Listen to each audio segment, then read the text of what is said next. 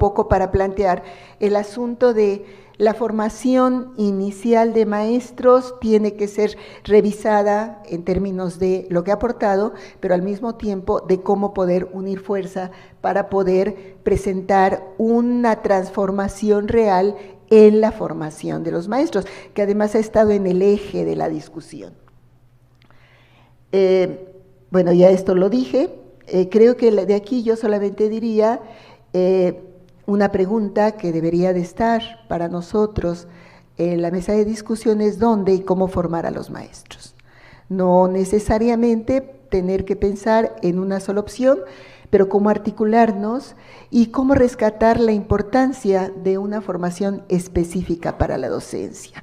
Esa frasecita de que cualquiera puede enseñar, me parece que no es tan cierta. Me parece que sí se requeriría una formación específica para la docencia, que habría que discutir cómo se da. De hecho, por ejemplo, en la universidad, en pedagogía, la licenciatura en pedagogía, muchos de sus estudiantes van a ser maestros, lo mismo en la universidad pedagógica, van a trabajar como maestros. Entonces, ¿qué formación pedagógica es la que se requiere? ¿Qué formación específica se requiere para la docencia? Y cómo con base en este eje podríamos empezar a articular proyectos de formación inicial de los maestros que van a trabajar frente a grupo, logrando también formar especialistas en la docencia, que es lo que no han logrado en otros países. Es decir, en otros países los jóvenes con una licenciatura entran a trabajar como maestros, pero como un trabajo temporal, un trabajo que les va a permitir tener un ingreso en tanto pueden ejercer su propia profesión. Pero temporalmente, no se quedan en el magisterio. Esto pasa, por ejemplo, en Estados Unidos, donde han calculado que los jóvenes se quedan 6 años en la docencia una vez que han adquirido el trabajo, porque estudiaron otra carrera e hicieron cursos para formarse como maestros, pasaron el examen, pero no lo consideran como una opción laboral, no una opción profesional. Y en Canadá es peor. Se quedan 2 años nada más. Es decir, hay un esfuerzo de formación y muy poca retención en la docencia. Y seguramente en esto tendríamos que pensar también en cuáles son las condiciones de trabajo de los maestros. ¿Por qué los maestros también no se quedan? Entonces, me parece que estas dos preguntas, que actualmente se habla de que habrá procesos de selección en igualdad de condiciones para el ingreso, es como una definición política existente, pero bueno, entre las definiciones políticas o las declaraciones políticas y su concreción en programas, en hechos, pues media toda un trabajo que es necesario hacer y donde creo yo que las instituciones que hemos trabajado, los investigadores que hemos trabajado sobre los maestros podríamos aportar mucho. La formación continua, por su parte, ha sido un telón, para mí es el talón de Aquiles, ¿no? No existe una política clara de formación continua, existe una política seria en algunas instituciones, ¿no? Formadoras. Existen muchas ocurrencias en las autoridades educativas estatales, porque mientras más cursos tengan para los maestros, mejor, más se están prestigiando, y entonces les ocurre cursos de una cosa, cursitis permanente para la formación continua de los maestros. No hay una definición clara de qué es la formación continua, cómo se puede vincular la formación continua con la formación inicial y con las instituciones que dan formación inicial, porque las normales forman a los maestros, pero ya no tienen ninguna injerencia en la formación continua. Absolutamente ninguna formación. Últimamente se ha estado pensando en cómo en las normales podrán entrar. La formación continua la ha tomado mucho la Universidad Pedagógica Nacional, pero es como el terreno de todos y de nadie. Está dependiente de políticas sexenales. ¿Qué es lo que vamos a tener como centro para este sexenio, para formar a nuestros maestros que están frente a grupo?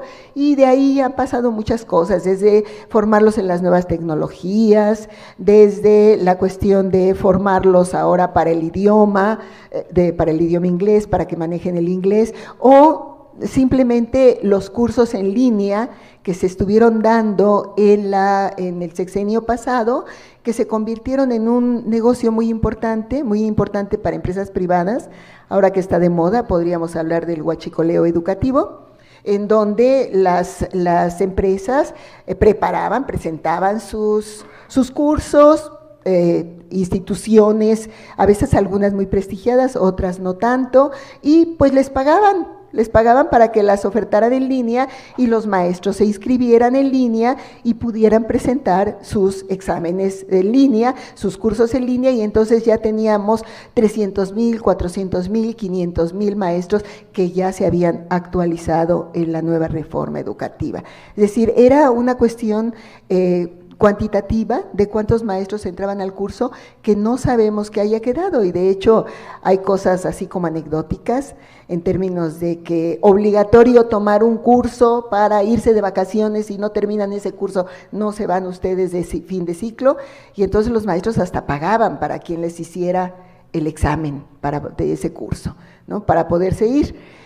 Decir, esto que viene siendo una anécdota muy negativa, de todas maneras, nos está hablando de que no hay una claridad respecto de la formación continua, pero sí hay experiencias. Sí hay experiencias importantes de instituciones que han trabajado sobre la formación continua y que necesitaríamos entender como la base sobre la cual se pueden plantear una política articulada y coherente para la formación continua. En ello podríamos plantearnos la proliferación de posgrados. ¿Qué hay? ¿Qué son esos posgrados? Porque pues han crecido muchísimo porque además son pingües negocios también. Y hay posgrados serios, pero también hay posgrados que se ofertan solamente para fines de semana con cierto pago, etc.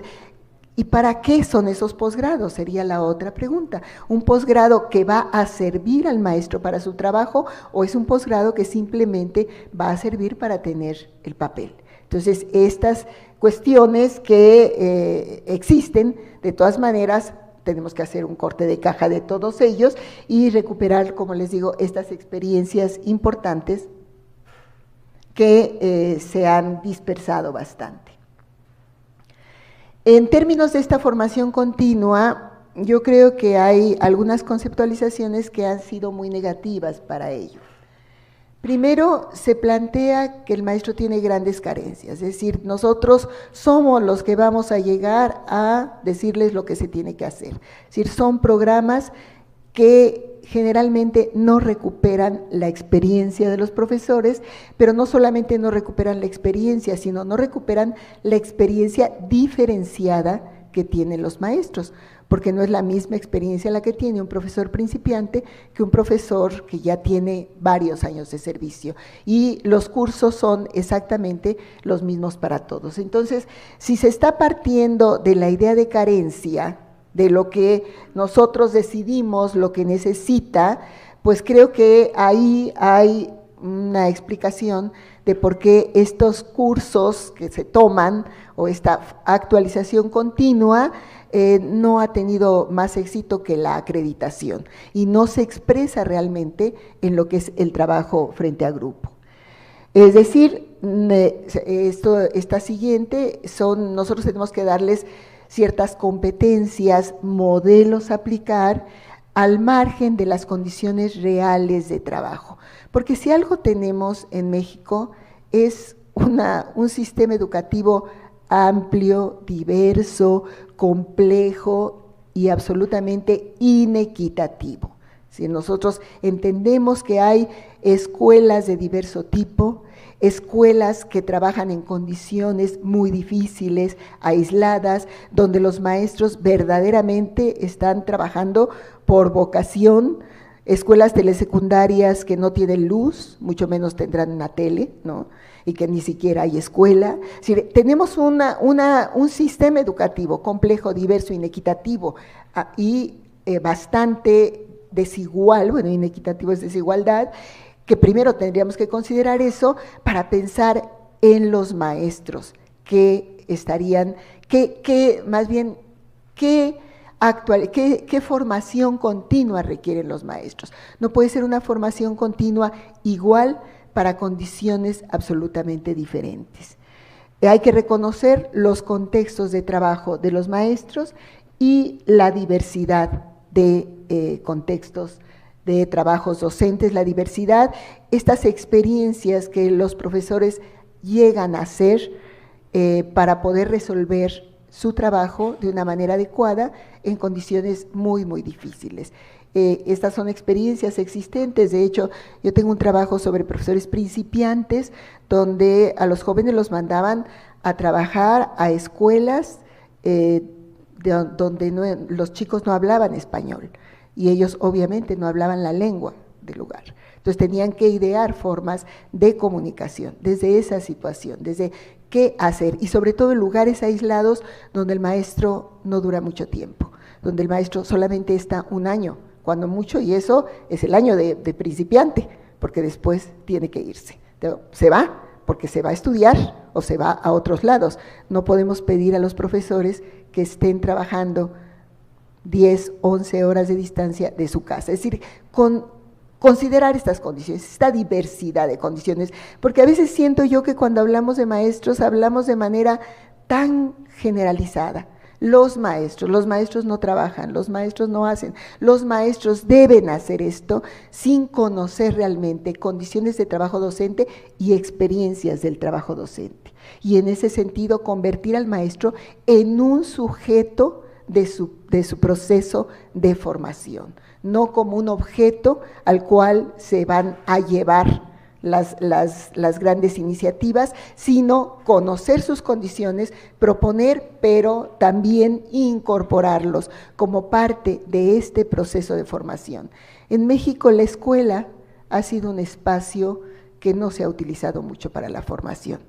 Se utiliza para los consejos técnicos actualmente, y el consejo técnico para juntarse y para leer el texto que nos dijeron que teníamos que leer, pero realmente no como un espacio de formación, no como para que el maestro con experiencia pueda plantear cómo le hace, para que discutan realmente los problemas y se puedan encontrar salidas, para que puedan invitar expertos que consideren que les hace falta. Es decir, la escuela como un espacio de formación, pero esto no se ha utilizado mucho porque la formación se tiene que cuantificar. ¿Cuántos hicieron el curso? ¿Cuántos se metieron al curso en línea? ¿Cuántos vamos a darle su constancia? ¿Cuántos maestros ya tenemos certificados, clasificados, etcétera? Bien. Estamos entonces en un contexto actual, aquí ya entraría la otra parte, donde se está hablando de un sistema para la carrera de las y los maestros en sus funciones docentes, directivas y de supervisión. Un sistema para la carrera docente y por otro lado un sistema nacional de mejora continua para la educación, que por cierto mucho chisme al respecto, pero bueno, estas dos cuestiones, ¿no?, junto con la que puse en medio como líneas de intencionalidad política, fortalecer las instituciones públicas de formación docente y de manera especial a las escuelas normales. Estos son tres cuestiones que se encuentran en la reforma que se acaba de hacer al artículo tercero, 71 y el otro más, que me parece nos implican y que son las que yo considero deberíamos tomar en cuenta para aprovechar nuestra experiencia como instituciones investigadoras y formadoras, ¿no? Y siempre mirando a la historia, esa es mi idea, por eso se tituló así, Historia, Presente y Mirando al Futuro. Tenemos que recuperar nuestra historia, ver en qué momento estamos en el presente, qué hemos venido construyendo y cómo podemos mirar también hacia el futuro. Entonces, este sistema para la carrera de los maestros y las maestras tiene un antecedente, tiene una historia en lo que ha sido la carrera magisterial, por ejemplo. Una carrera donde un programa donde se planteaba reconocer el buen trabajo docente frente a grupo para evitar que los maestros se fueran de grupo para poder tener mejores condiciones. Un programa que finalmente se concluyó y que ha dejado algunas huellas que es necesario analizar. ¿Es eso lo que queremos? ¿Qué es la carrera? Porque la carrera docente cambió en 2013. Ahí se planteó otra perspectiva, la carrera docente como un todo en el cual se incorporara desde la formación inicial, el ingreso, la permanencia, la formación en servicio y la salida, es decir, ver la profesión docente o la carrera como un todo que es muy interesante ir viendo cómo en lugar de parcializar se podría ir pensando en que cada uno de estos momentos están articulados. Sin embargo, esta articulación se fue dando a partir de un sistema de evaluación que fue el que creó mucha ámpula porque implicaba el ingreso con un examen general, y ahí esa historia de que entraran los que fueran y ya no los normalistas únicamente. Para la permanencia habría que evaluar también ese trabajo y en esa permanencia estaba de por medio el asunto de la pérdida del empleo o no. Después la cuestión de los ascensos también a través de evaluación, es decir, el eje de toda esta carrera docente fue la evaluación. Evaluar distintos momentos, pero una evaluación que se estaba haciendo a partir de parámetros homogéneos para todos los maestros, ¿no? Se hacía un parámetro igual, es decir, los estándares de desempeño, los criterios que se tendrían que tomar en cuenta, aquello que es medible, como si el trabajo del maestro pudiera ser medible, realmente. Todos los que estudiamos al magisterio sabemos que hay muchísimas cosas implicadas en términos de las emociones, el trabajo diario, lo que el maestro se vincula con los estudiantes que no es posible medir.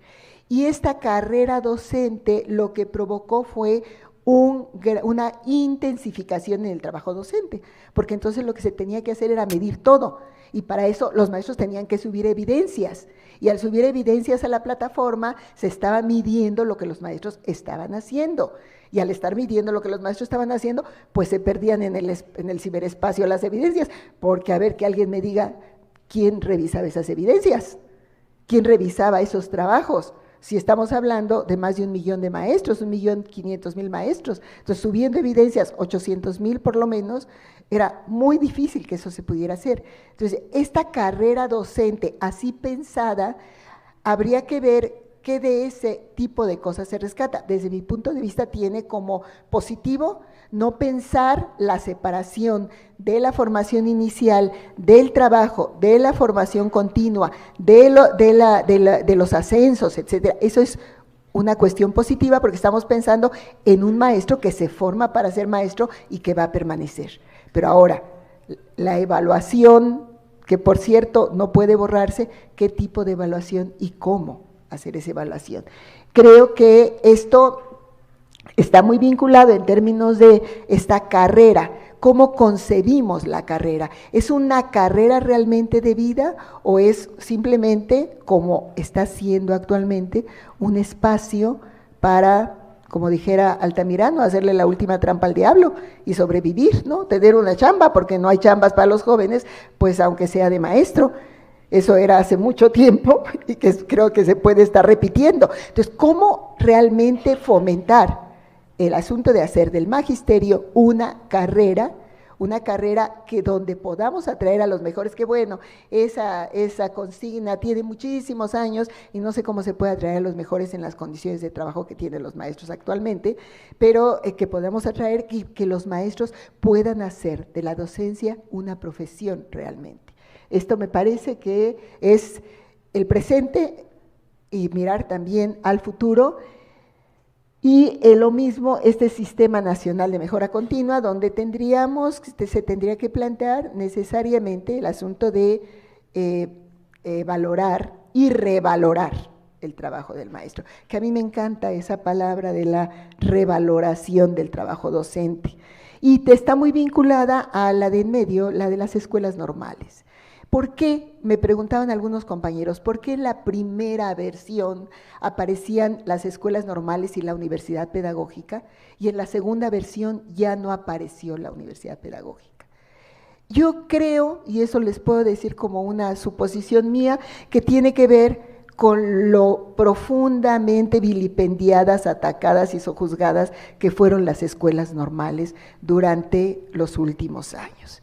Instituciones que no desaparecieron por la tragedia de Ayotzinapa, si no hubieran desaparecido las escuelas normales. Hubiera sido políticamente incorrecto cerrar escuelas normales después de lo que sucedió hace ya 5 años. 5 años. En ese sentido, pero las escuelas normales no se libraron de los ataques, y en este momento están resintiendo el problema de una falta de demanda para el ingreso. Ha caído muy fuerte la demanda, la matrícula también están como en peligro también de extinción, y creo yo que el motivo fue reivindicarlas, y por eso aparecen como instituciones importantes. Bueno, ya termino con esta. Estamos frente a cosas pequeñitas. Definir un proyecto educativo incluyente. Bueno, ya no se los leo, ustedes lo tienen ahí. Necesitamos considerar a los maestros profesionales de la educación, recuperar nuestra historia, pensando en el futuro que queremos también. Un proyecto del que los maestros se apropien, más que se les imponga. Y creo que en este sentido podemos entender que cualquier proyecto tiene que pasar por el tamiz de aquellos que lo ejecutan, que son los maestros, las escuelas. Ha habido muchos proyectos que se reciben, pero que finalmente toman rumbos muy distintos. Entonces, en ese sentido, si no hay una apropiación de un proyecto, no podrá haber proyecto que prospere. Creo que es entonces, hasta ahí. Vuelvo a hablar de la cuestión de corte de caja y de un proyecto claro donde Universidad Pedagógica Normales y otras instituciones podrían tener un papel importante. Nada más.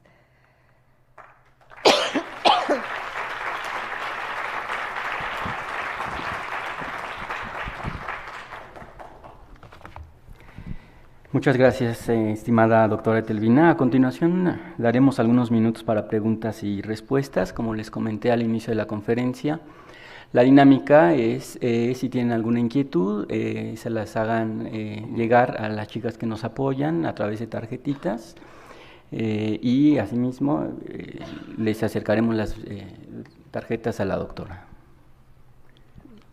Igual, si me permite, doctora. Hay un par de preguntas relacionadas con la investigación.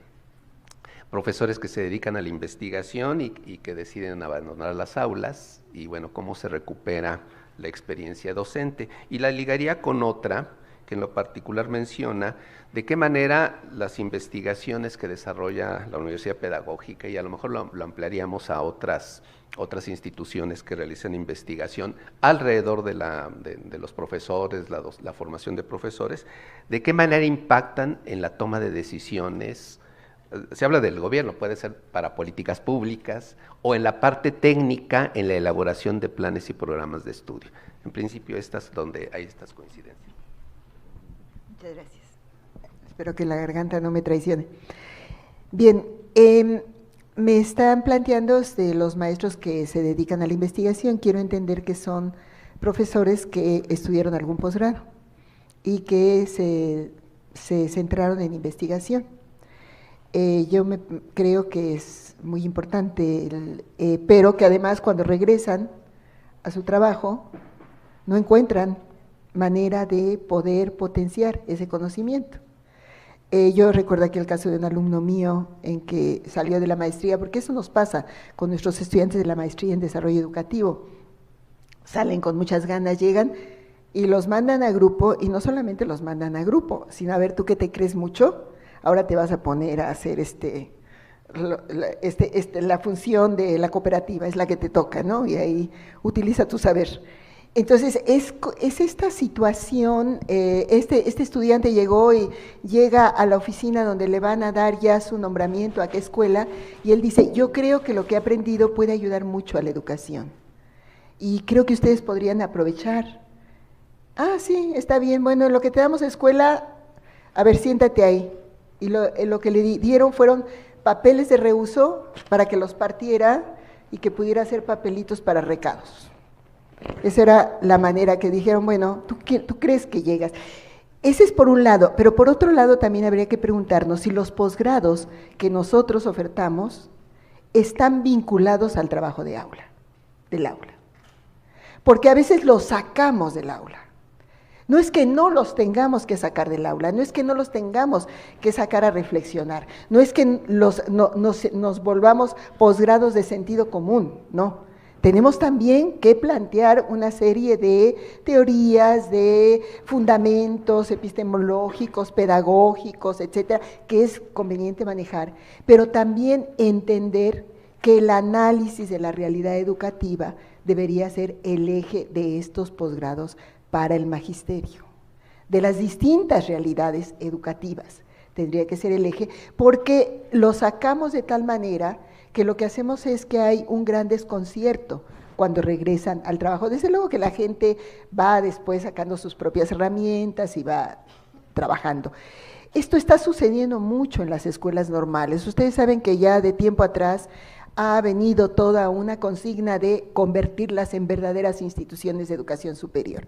Yo les digo que es el oscuro objeto del deseo, porque se plantea como si no fueran instituciones de educación superior, que lo son, nada más que distintas, y se les quiere medir con los mismos parámetros de otras universidades que hacen otro tipo de investigación.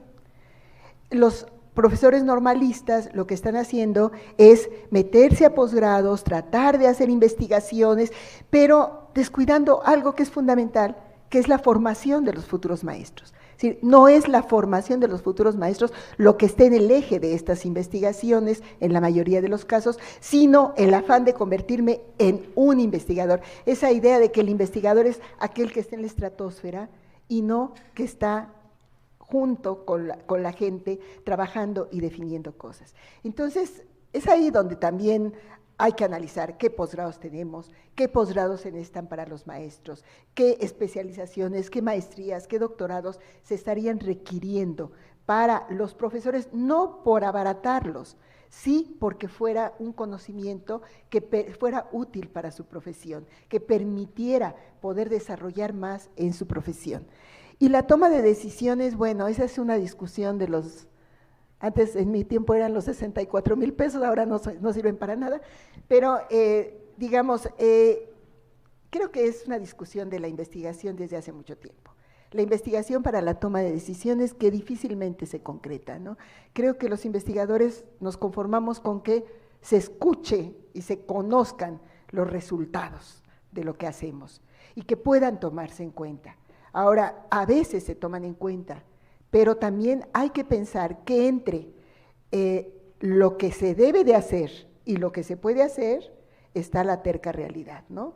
Nosotros podemos decir, hay que hacer esto, pero no necesariamente esto puede hacerse porque un sistema educativo es siempre pensar en la totalidad. Es decir, estamos pensando no en la particularidad de la investigación, sino estamos hablando en la generalidad, todo el sistema educativo. ¿Cómo hacer una política educativa o un programa educativo que al masificarse no se vaya diluyendo? Pienso hace muchos años o hace años en la escuela secundaria anexa a la normal superior, que fue pionera de un programa para trabajar con tecnología educativa en las materias de secundaria, muy interesante. Lo toma la SEP y lo hizo SEC 21, secundaria del siglo XXI, SEC 21. Pero a la hora de convertirlo en SEC 21, pues al basificarse, al ser los inspectores los que tenían que llevar el programa, al llevar los instrumentos a las escuelas, todo esto se vino desvirtuando. Es decir, entre lo que se puede hacer y lo que se debe hacer, hay ahí un tramo que creo todavía está convertido en un obstáculo que habría que ver. Así que me decía por ahí un investigador hace mucho, a los investigadores nos pueden decir, a ver, ¿cómo convierto un 100 pies en una mariposa? Y entonces tú dices, bueno, le quitas las patitas, le pones unas alas, y entonces le pones colores, y si me dicen, ¿y cómo? No, eso te toca a ti, que eres la autoridad, yo te dije más o menos qué hacer, ¿no? Ese es el problema, es decir, ya la toma de decisiones es un campo distinto al de la investigación educativa. ¿Cómo puede confluir? Bueno, tenemos que buscar estos intersticios. Muchas gracias. Vinculo otras dos preguntas. La disposición de eliminar el promedio de 8 para el ingreso a las normales, y bueno, ¿cuál es su opinión al respecto? Y también, de alguna manera, lo que usted mencionaba también hace un rato, con el establecimiento de estándares en los procesos de evaluación, y que bueno, generó también toda la discusión con el INE, ¿no? ¿Cuál es su opinión al respecto de cómo recuperar, o incluso hasta podría parecer una zona de tensión entre eliminar requisitos y luego los parámetros que luego se han desarrollado? ¿Cuál sería su comentario, doctora? Bien, la eliminación del promedio. Sí, la eliminación del promedio para el ingreso. Miren, realmente yo no sé si los promedios nos dicen algo, para empezar. Un 8 en una escuela puede ser un 10 en otra, equivaler a 10 en otra. Realmente no sé si son los números los que nos digan. Y finalmente sí se convierte en una cuestión de exclusión. Pero además, yo le estoy diciendo que hay un problema en las escuelas normales, no hay demanda. Yo estuve hace unos días en la normal de Toluca, una normal la Benemérita, una normal cuyo edificio es de la época del Porfiriato, mármoles, escaleras, un grande, en algún momento fue internado, muchos salones, tienen en las 4 carreras que dan 180 estudiantes. Y ahora que estaban abriendo la convocatoria, no llegan a juntar un grupo. ¿Sí? Estamos hablando de una crisis para el magisterio, para las escuelas normales. Entonces, a mí eso del 8 me parece una cuestión, pues, puede ser 8, con que tengan su certificado, ¿no? Tengan un buen certificado, finalmente van a la escuela, no pueden estarles poniendo ya tanta traba a los jóvenes, que finalmente lo que hacemos es irlos excluyendo. La exclusión de los jóvenes es muy fuerte, han sido muy excluidos, y si la educación es un camino para ellos, hay que aprovechar eso. Y en términos de la otra cuestión de los parámetros, bueno, yo creo que efectivamente, aquí yo quiero reconocer que el Instituto Nacional para la Evaluación de la Educación, que fue muy cuestionado, también hizo una serie de cosas interesantes, tiene materiales muy interesantes, creo que podemos acercarnos, esos materiales han sido referentes para los investigadores en cuestión cuantitativa, todos estos documentos que sacaban de los panoramas educativos en México, que hasta hace pocos años, es decir, antes del 2000, era muy difícil para los investigadores encontrar estadísticas. Teníamos que andar realmente en distintas oficinas juntando los números, viendo dónde podíamos encontrarnos. Yo hice una investigación sobre maestras y no sabía cuántas maestras había y cuántos maestros y dónde. Es decir, había una cerrazón para dar información, no había la información sistematizada. Creo que sistematizar información ha sido una de las ventajas. Tenemos ahí documentos interesantes, tenemos también ahí una serie de planteamientos que yo creo que son cosas que tienen que recuperarse, no es así, borrón ni cuenta nueva.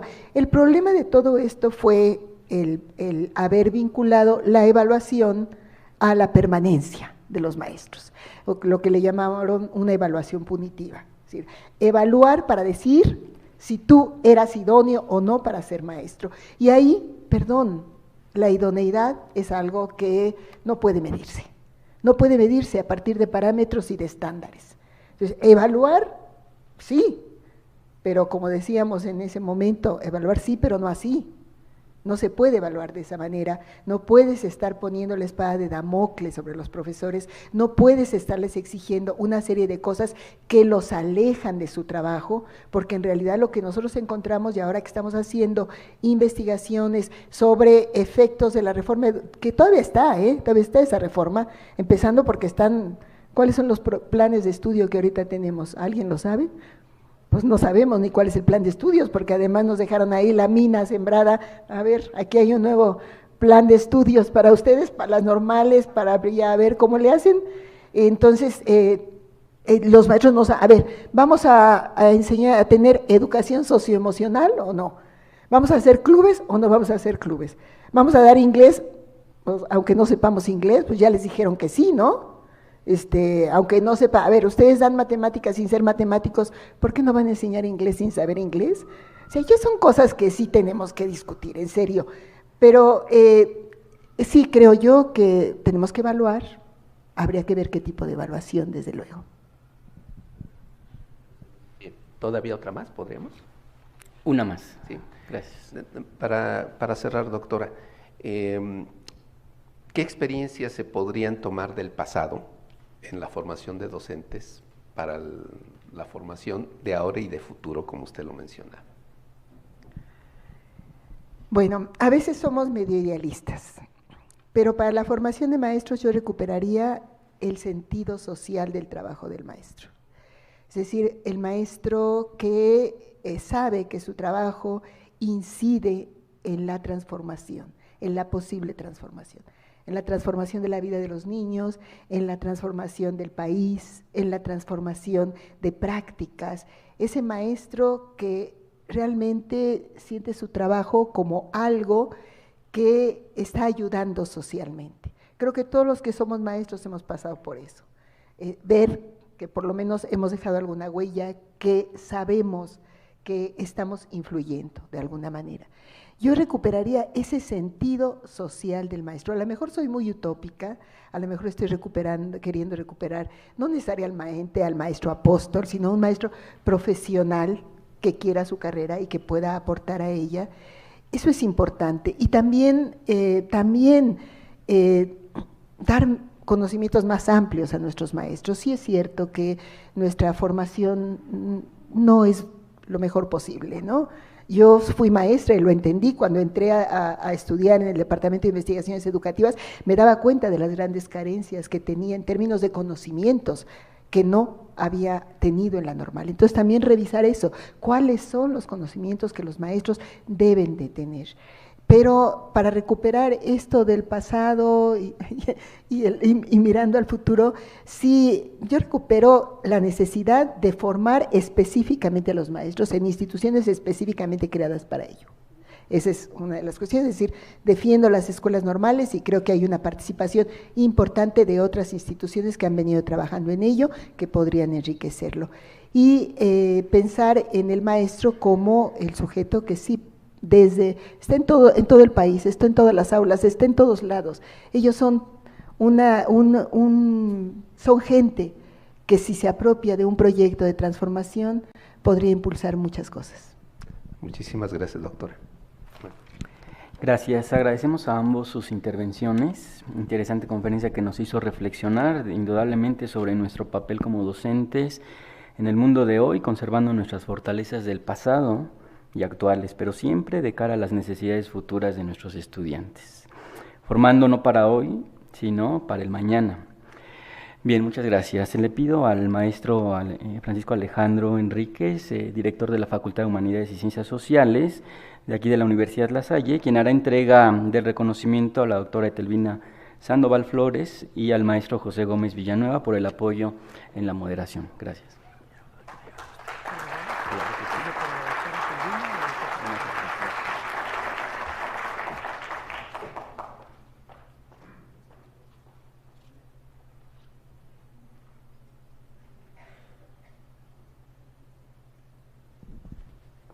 Bien, pues muchas gracias.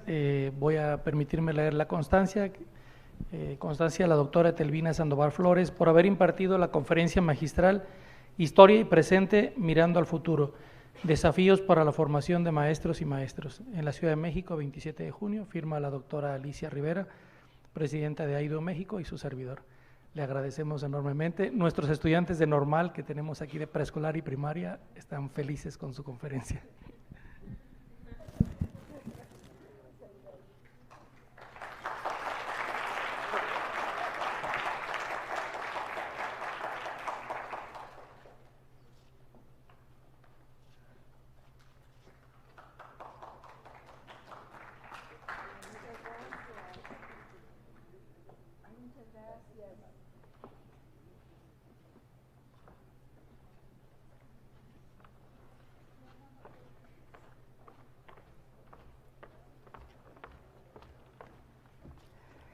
Muchas gracias, maestro Enríquez.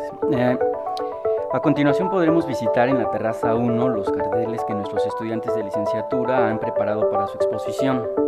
Cerca de estas terrazas tenemos a su disposición también un servicio de café para que puedan tomar algo mientras hacen el recorrido por los carteles.